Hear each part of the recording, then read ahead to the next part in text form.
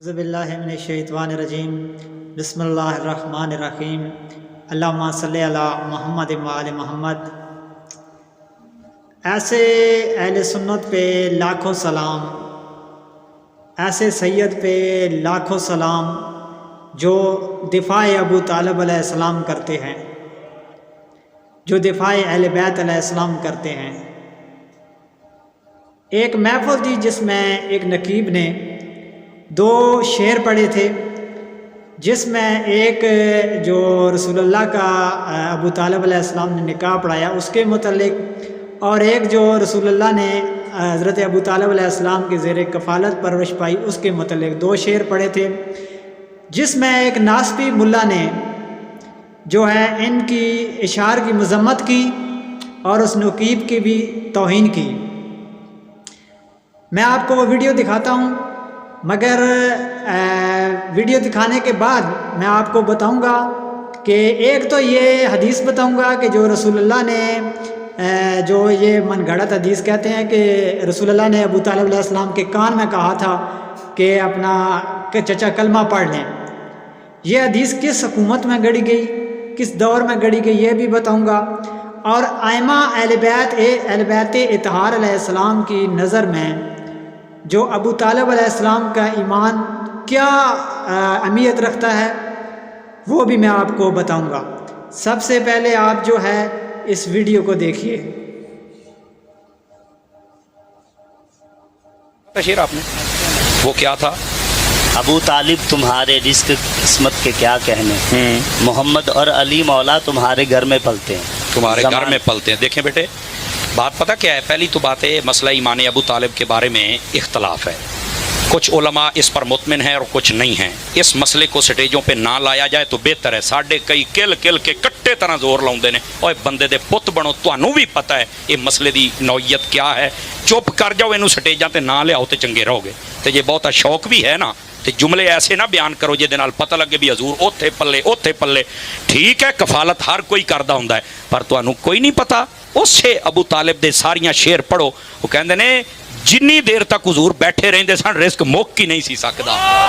اللہ دا نام منو، حضور نو کسے نہیں پاڑیا۔ ٹھیک، جو بندہ یہ کہے کہ جو ابو طالب کو کافر کہتا ہے وہ جا کر اپنا نکاح کافر سے پڑھا لے، اس کا کیا مطلب ہے؟ کیوں ایسا بھائی؟ ہم کیوں کافر سے نکاح پڑھائیں بھائی؟ یہ شعر پڑھا گیا محفل میں، کس نے پڑھا ہے؟ میں نے پڑھا۔ دوبارہ دہرائیں کیا شعر ہے؟ اصل یہ آیت آؤ ذرا، کیونکہ وہ بات نکاح کی ہو رہی تھی، جناب حضرت ابو طالب پکڑو کہ شعر پڑھو پھر میں دساں تسی نہیں، وہ میں بات کر رہا ہوں پوری کروں گا۔ جناب سیدہ خدیجۃ الکبریٰ کا نکاح تیرے میرے لجپال سونے محمد کے ساتھ صلی اللہ علیہ وسلم جس شخصیت نے پڑھایا اسے جناب حضرت ابو طالب کہتے ہیں۔ یہ میں نے کہا، اور اس کے بعد اسی بات کی میں نے وہ شعر پڑھا کہ آؤ ذرا سنت کے تقاضے بھی نبھاؤ ابو طالب، آؤ ذرا سنت کے تقاضے بھی نبھاؤ، ابو طالب سا نکاح خان تو ڈھونڈ کے لاؤ، ابو طالب کو جو کہتے ہیں کافر سن لو، یا تم بھی نکاح پھر کسی کافر سے پڑھاؤ۔ یہ میں نے ضرور پڑھا ہے۔ دیکھیں سنیں، اس کا مسئلہ پتہ کیا ہے؟ پہلی تو بات یہ ہے کہ جب نبی پاک کا نکاح ہوا تھا نا سیدہ پاک سے، خدیجۃ الکبریٰ سے، اس وقت تک آپ کو پتہ ہے کہ ابھی کلمہ اور اسلام اور دین اس کا اعلان نہیں ہوا تھا۔ سمجھ آ رہی؟ یہ بات بالکل ٹھیک ہے، نکاح انہاں دے نال ہویا، وہ حضرت خدیجہ پاک دے نال نبی پاک دا خطبہ وہ بھی جناب ابو طالب نے، اسی بھی دیکھو ایمان دے کہانی پر جناب ابو طالب کے۔ واہ یار ساڈے منہ دے وچوں بھی تے کدی ویکھو نا بھی اسی کدی گستاخی کیتی ہو یا اگ کڈی، یار ایک تحقیق ہے، دلائل نے، یہ نے پڑھیا ہی نہیں، انہوں کی پتہ ہے۔ دیکھو نا اگر سارا کچھ جی سی، کوئی مائی دلال مینوں اس گل دا جواب دے چڑے جویں تسی کہندے ہو نا، کوئی مائی دلال دے، نبی پاک نے آخری ویلے آکھے نا چاچا میرے کان چ کلمہ پڑھ لے میں جانا تو میرا کام جا، آکھے ہے نا، میں صحیح روایتاں دی بکھاؤنا تے جے سارا کچھ پہلوں ہو گیا سی تو مرنے ویلے کلمہ پڑھن دا کی مطلب سی مینوں بھی سمجھاؤ۔ خدا دا خوف کرو یار، اے مسئلہ پتہ کہ ادھر میرے حل ویکھو، مسئلہ اے اختلافی اللہ دا نام سٹیجاں تے نہ لیاؤ، اہل سنت دے پہلوں ٹوٹے ہو گئے جی، اللہ دا نام اس مسئلے نو سمجھو۔ کیا میں امید کراں کہ اس مسئلے نو سمجھو گے تسی حضرات؟ تو میں اپنے بھرا نو آکھاں گا آئندہ تو جڑے اے شعر جڑے نا عمومی طور تے بسم اللہ عمومی طور تے جڑے ایسے اشعار ہوندے نا وہ غیر تربیت یافتہ بندیاں نے لکھے ہوندے نے، باقی جڑا قائل ہے لاکھ واری قائل رہے، کوئی منع نہیں ہے، کوئی کسی دی توہین نہیں۔ میں ایک سوال اور کرنا چاہتا ہوں کہ آپ نے جو فرسٹ پہ بات کی ہے میں نے اس پہ کرو لکھ باری کرو، لیکن یار یہ کہنا کہ تسی کافر کو نکاح پڑھاؤ تو فلانے کو پڑھا کی مسئلہ ہے؟ جی جی جڑا نا بڑا غمزدہ ہوندا جدوں یہ کہا جاتا ہے کہ جی رسول اللہ صلی اللہ علیہ وسلم نے کیا کہ چچا تسی کان دے وچ پڑھ کے آ کے کلمہ پڑھ لو، تسی میں نے یہ دسو راز دی گل کنچ کہی جاندی ہے یا علانیہ گل کہی جاندی ہے؟ یہ تسی دسنا، میں ہی دساں گا نا. جدو انہیں لوگوں نے ایمان ابو طالب میرے دادے دے متعلق اگر کسی دا ایسا کیتا تو میرا حق بنتا ہے میں اس کو بیان کرا کرو. دسیا جائے کہ ایک گل ہے راز دی ہے، ہن میرے ہاتھ سپیکر اس واسطے ہے کہ کھلی گل کیتی جائے. ایک میں کہنا تانوں پتہ لگیا میں نے کی گل کیتی، حالانکہ میں گل کیتی دسو کہڑے صحابی نو پتہ لگیا کہ رسول اللہ صلی اللہ علیہ وسلم نے کہڑی گل کنچ کہی سی؟ میرے نال اسی طرح ایک طریقے نال بحث ہوئی کہ جی صحیح بخاری، اور میں کہا پہلے صحیح بخاری تے لیاؤ. کیڑی صحیح بخاری؟ بیروت دی صحیح بخاری ہے، سعودیہ دی صحیح بخاری ہے، پاکستان دی صحیح بخاری، اور پہلے یہ تے فیصلہ کرو کہ صحیح بخاری ہے کیڑی. اس واسطے شان ابو طالب دی گل کریا کرو، ایمان ابو طالب دی گل نہیں. جیڑا ایمان ابو طالب دی زبان متعلق گل کرے گا خدا دی قسم سید ہون دی حیثیت نہ تہاڈا مینوں کوئی نہیں پتا، میں اس کتے دی زبان کھچ کے رکھ دواں گا. بالکل ٹھیک ہے. جی ناظرین، کلپ آپ نے ملاحظہ فرمایا، تو میرا ایسے اہل سنت پہ لاکھوں سلام پیش کرتا ہوں، ایسے سید پہ کو بھی لاکھوں سلام پیش کرتا ہوں. تو دیکھیں کہ اس ناسبی ملا نے اپنا بغض علی اور بغض ابو طالب ظاہر کیا ہے.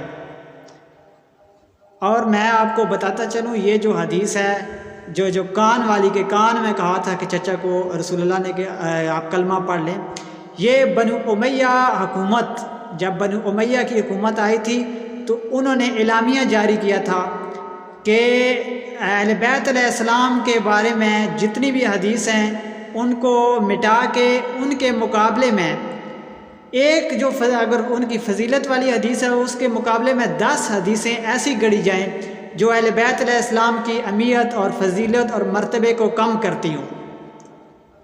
جس میں چند ایک بتاتا ہوں، جیسے کہ امام حسن علیہ السلام نے نعوذ باللہ 300 شادیاں کی تھی، اور حضرت علی علیہ السلام اور جناب فاطمہ زہرا سلام اللہ علیہا یہ صبح کی معاذ اللہ نماز ہی نہیں پڑھتے تھے.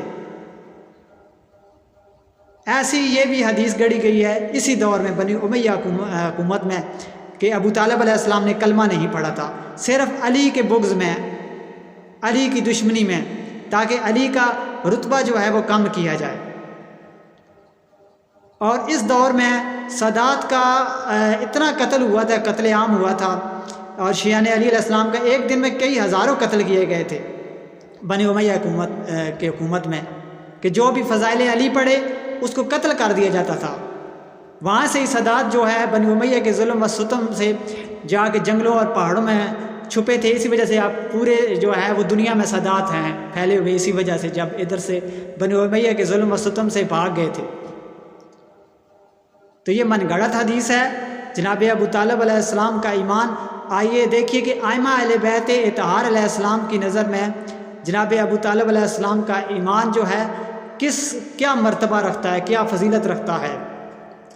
تو 5ویں امام باقر علیہ السلام سے جب دریافت کیا گیا ایمان ابو طالب علیہ السلام کے بارے میں، تو آپ نے ارشاد فرمایا اگر تمام مخلوق کا ایمان ایک پلڑے میں رکھا جائے اور دوسرے پلڑے میں جناب ابو طالب علیہ السلام کا ایمان رکھا جائے تو ان کا ایمان جو ہے وزنی ہوگا. تو چھٹے امام جعفر صادق علیہ السلام نے ابو طالب علیہ السلام کا ایمان کی نسبت اصحاب کہف سے تھی، اور امام رضا علیہ السلام سے ایک بندے نے ایمان ابو طالب علیہ السلام کے بارے میں دریافت کیا، تو آپ نے فرمایا کہ آپ اگر ایمان ابو طالب علیہ السلام پر ایمان نہیں لاؤ گے تو تمہارا ٹھکانہ جو ہے وہ دوزخ میں ہوگا.